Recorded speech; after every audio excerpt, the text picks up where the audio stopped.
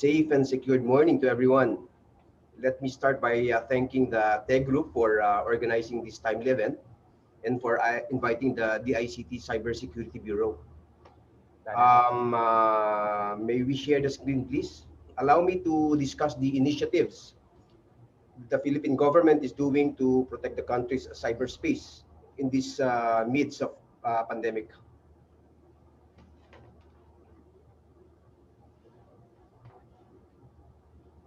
May I request the presentation to be shared, please?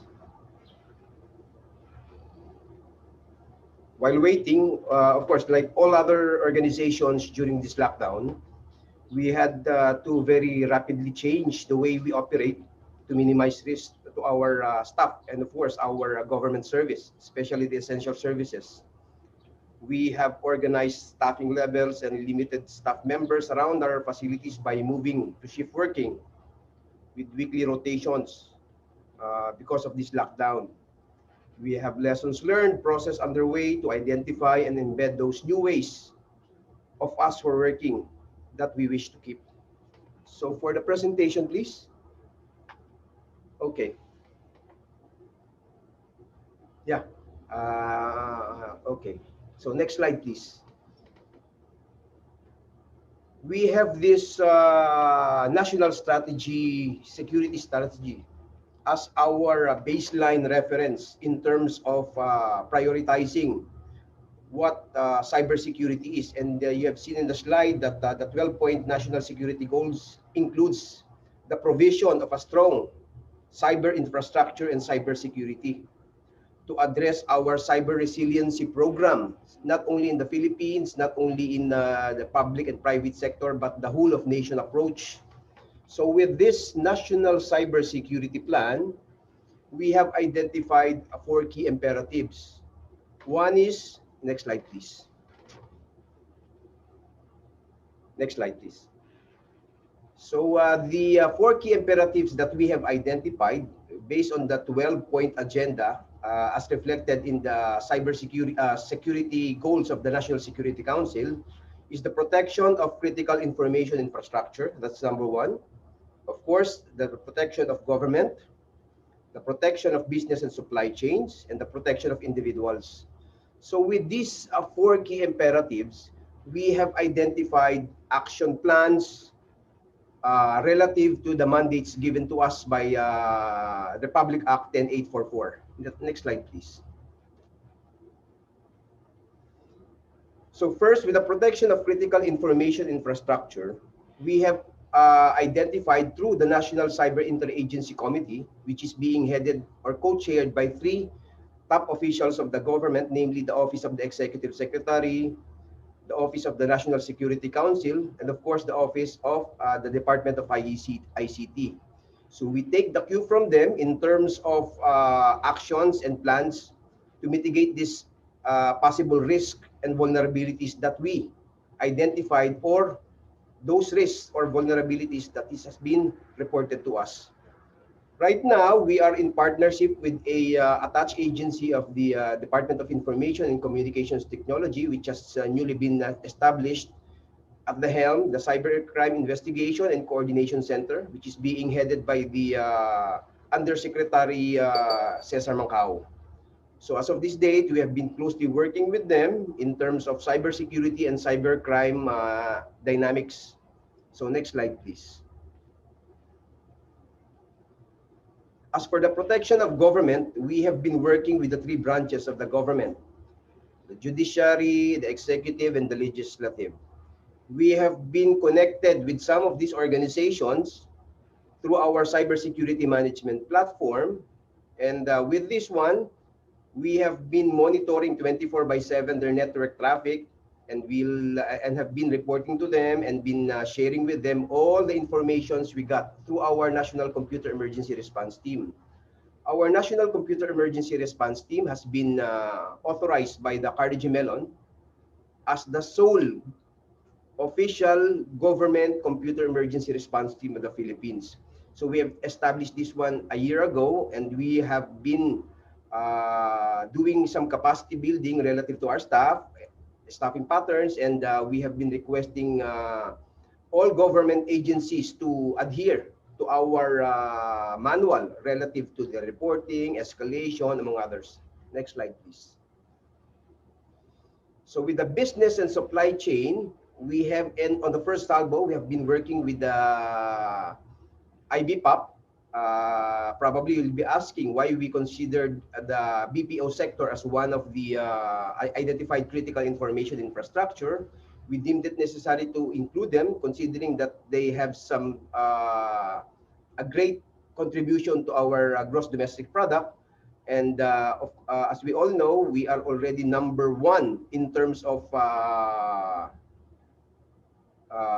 seats relative to the services we are offering. Especially right now, India and the Philippines are going head to head in terms of services relative to knowledge approach and backdoor offices. Next slide, please. As for the protection of individuals, it has been already a mandate of the Cybersecurity Bureau to go around. Even before the pandemic, we have been going around the country from Tuguegarao to the island of Tawi-Tawi, issuing and advising all our attendees relative to the cybersecurity. We have been targeting, as we all know, most of the vulnerable sectors in the country right now are students, and most of them have been keen in using ICT. But of course, we need to protect them in terms of child online protection, cyberbullying. So we have been doing this one for the past 2 years. And luckily, we have an audience of around 10,000 already. We have been requested by the different local government units to go to their places. Unfortunately, with this pandemic, we have been limiting our advisories and education campaigns on online basis. Nonetheless, this new normal has been a new normal for the cybersecurity for the past 2 years. And we are advocating that using online should be side by side in terms of cybersecurity protection. Next, please. So, as mentioned earlier, we have identified 12 critical information infrastructure. What we have been intending to do is to set up sectoral cert. For all honesty, our plate is already full in terms of reporting of cybersecurity from various organizations in and outside the country. So what we did right now is to identify critical information infrastructure sectoral cert that would handle their respective industry. So for this sectoral industry, we have identified the energy sector, the water sector, transportation sector, tri-media sector, the business process outsourcing, banking sector, other financial institutions, the health sectors, among others. So with this one, we have been doing roundtable discussions all throughout the years. We started last October last year, and we have been doing this one. And luckily, we had a good participation from both private and government agencies.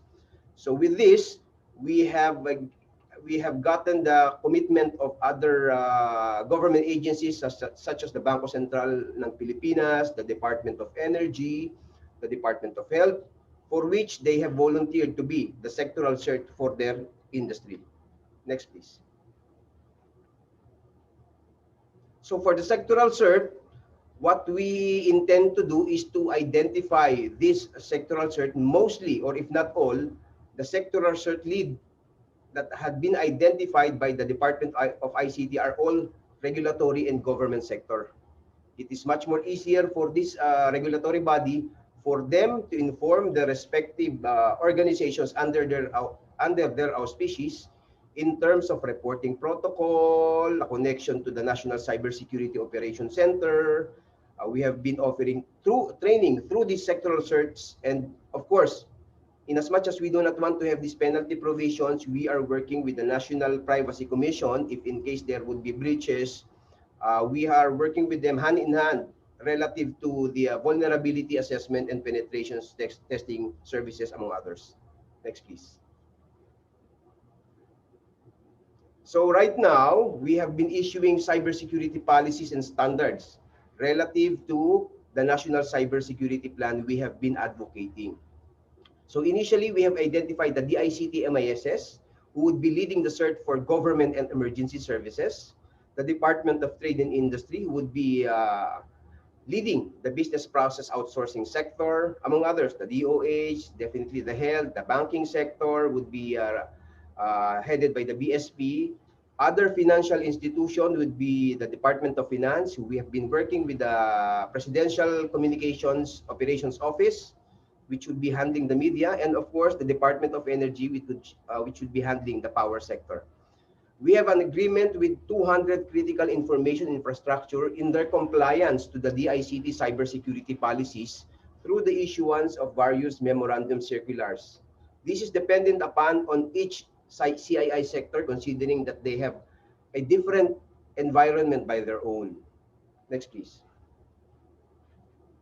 So for the cybersecurity policy, we have issued, the DICT for that matter, issued the Department Circular 003 in 2020, supplementing the DICT Memorandum Circular issued in 2017, wherein we had issued or promulgated policies, rules, and regulations on the implementation of the National Cybersecurity Plan.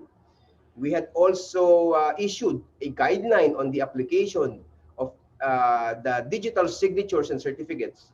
For your information right now, we have been issuing more than thousands of already of digital signatures to all government employees and officers for us to streamline our services. We have been working with the anti-red tape authority in terms of digital signature, and for everybody's information, this digital signature has been offered also to the Supreme Court, our legislators, our LGUs, for us to streamline the business permit application, building permit application, among others. So we'll be having this extended in terms of services to other relevant government agencies such as LTO, LTFRB, among others. So with this one, we would be shortening, or if not eliminating, the various red tapes that would be encountered mostly by our citizens. Next slide, please. Okay. So for the cybersecurity initiatives and frontline services, we had advocating this one relative to our services right now. Most of us know that all of us are working in the new normal. And as mentioned in my earlier statement, the new normal that we are practicing right now has been practiced by the Cybersecurity Bureau way back even in 2016. We have been anticipating such cases wherein we need to shift to government digital transformation. So we have been advocating such way back 2017 in the advent of the creation of the Department of Information and Communications Technology. Of course, through the help and the cooperation of the private sector. Next, please. So to discuss to you, I'll be doing a sort of a marketing to discuss to you what are the frontline services that we are offering. We have a computer emergency response team that would address if in case you have you need to report or request information on some breaches.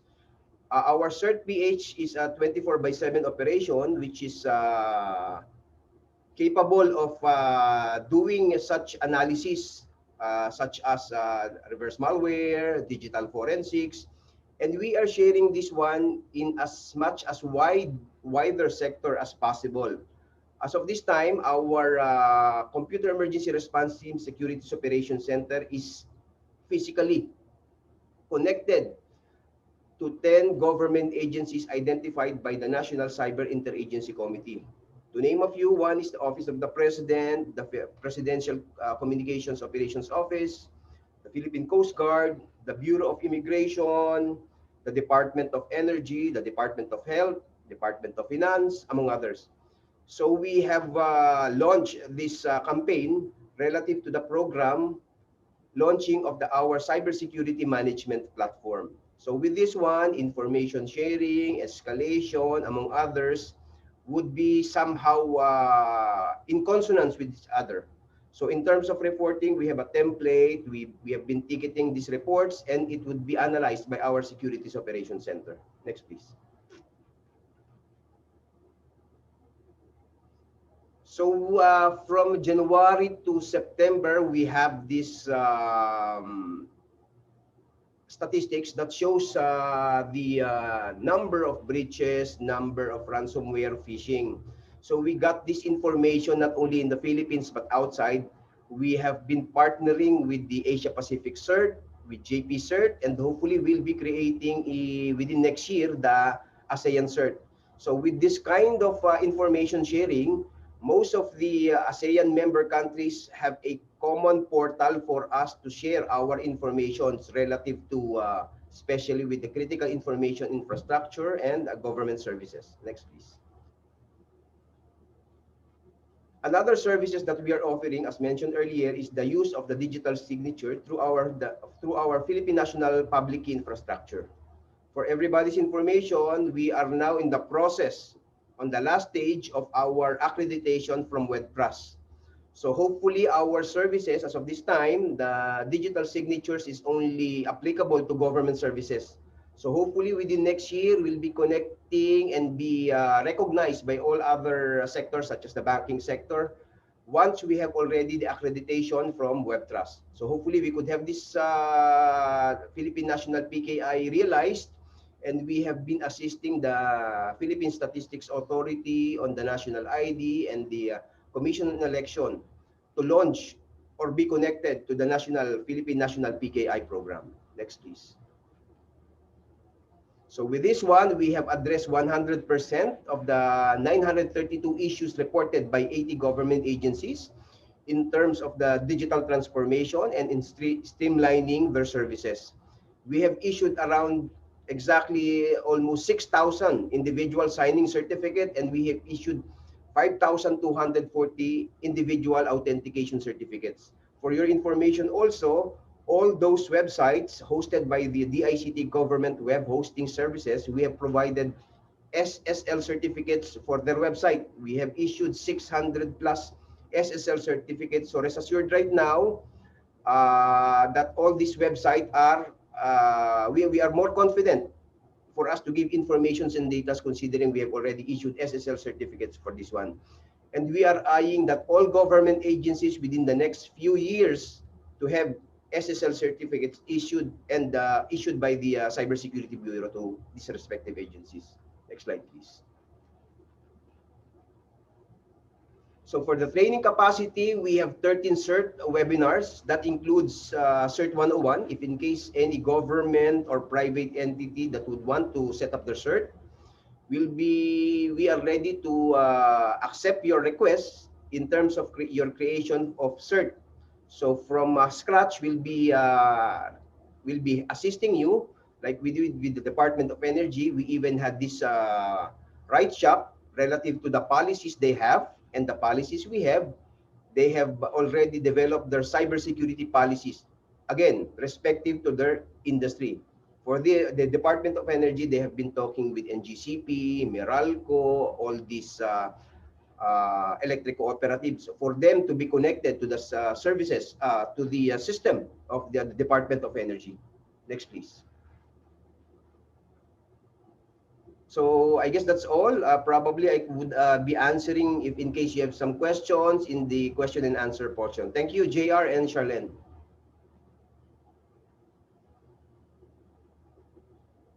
So thank you for that presentation. And thanks for joining us in.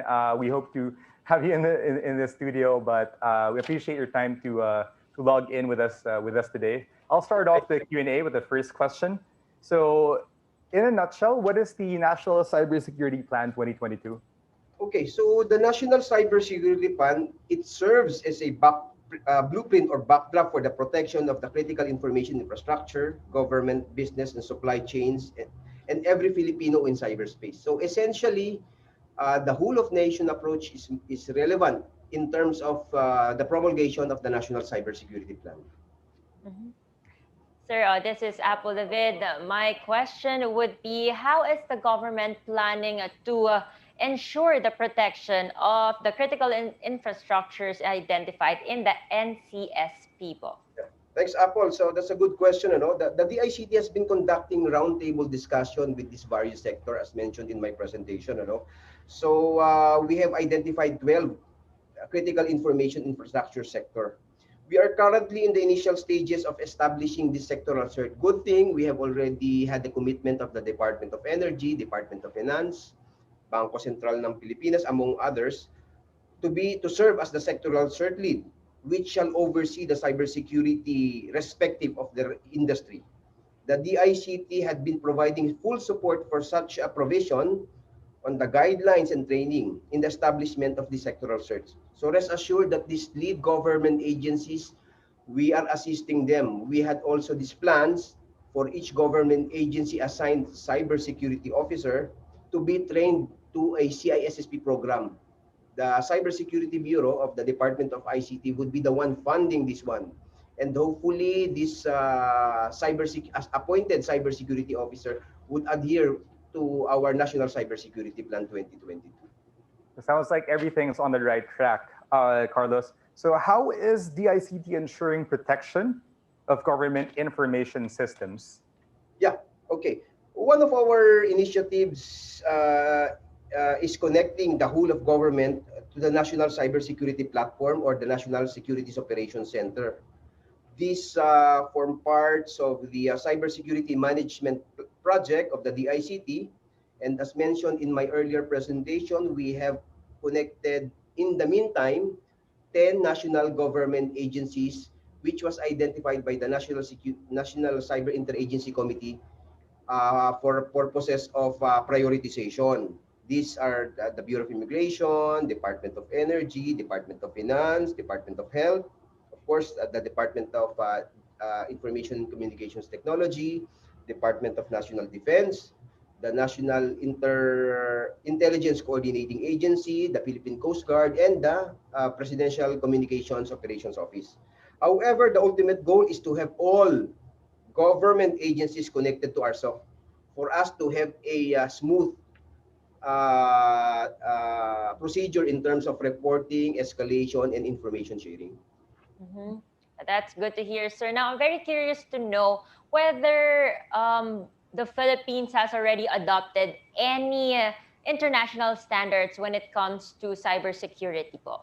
Yes, actually, for international standard, as mentioned earlier, I was with the Bureau of Philippine Standard. So way back 19 late 1990s, we have already advocating the ISO 27001. That's the Information Security Management System, to be adopted as a code of practice, not only for the government but for the private sector. I would assume most of the government and private sector had already adhered, and probably some of them has already been certified by the certification bodies for 27001. Though it's not limited only to ISO 27001. We have been advocating for the use of the NIST. If you are from the health sector, you could use HIPAA.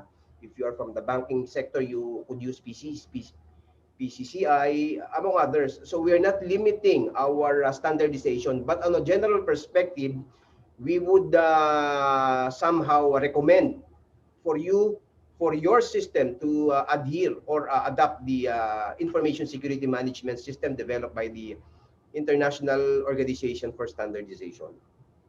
Engineer Carlos, does the Philippines have any laws or regulations that specifically address cyber threats to critical infrastructure or specific sectors? Yeah. Way back 2012, the Cybercrime Prevention Act was promulgated. Unfortunately, this was questioned. Although that this time, as mentioned earlier, the Cybercrime Investigation and Coordination Office has appointed already a new executive director in the name of Undersecretary Cesar Mancao. So we are working with him side by side. Actually, their office is beside our office. So this Cybercrime Prevention Act imposes a stiffer fine and prison term for offenses against confidentiality, integrity, and availability of computer data, as reflected if you will be violating the stipulated cybercrime offenses listed in the Cybercrime Prevention Act. So this refers to computer systems, networks, programs, computer data, among others, and the Philippines, of which the distraction and incapacitation or interference would have a debilitating impact on the national or economic security, national public health and safety, or any combination of this one. So for those violating this one, definitely there would be some penal provisions. Kaloy, thank you so much for joining us for this segment. I know we have a lot of questions coming in through the chat box. We'll note everything down and then connect them to Engineer Kaloy so he can address all the questions appropriately. Thank you so much, Carlos, once more for joining us. We do hope you stay safe, and we'll see you next year for CyberTech 2020. Yeah, thank you very much. It's my pleasure to be invited here. Thank you very much, colleagues from the government, private sector. Hope you could join us and cooperate with us in the whole of nations approach in protecting our cyberspace and have our cyber resiliency realized. Thank you very much.